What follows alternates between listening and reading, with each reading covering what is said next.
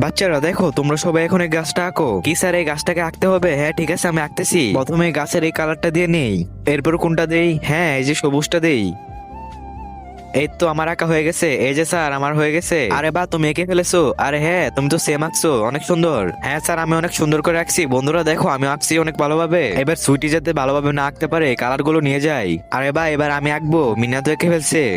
আর এখানে আর কালার কোথায়? তিনটা কালার কেন? হ্যাঁ, আমি যদি এই কালার দিয়ে আঁকি। এই তো হয়ে গেছে স্যার, দেখেন আমি এঁকে ফেলছি। এই যে সুইটি, তুমি এটা কি আঁকছো? তোমারটা তো হয়নি। আরে না না, এটা করা যাবে না। আরে হ্যাঁ, আইডিয়া।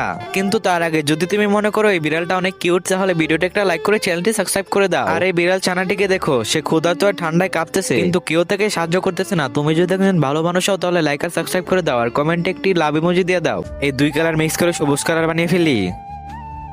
এরপরে এই কালারটা এখানে দিয়ে দেই। আরে সুইটি, এটা কি করছে? আরে এই তো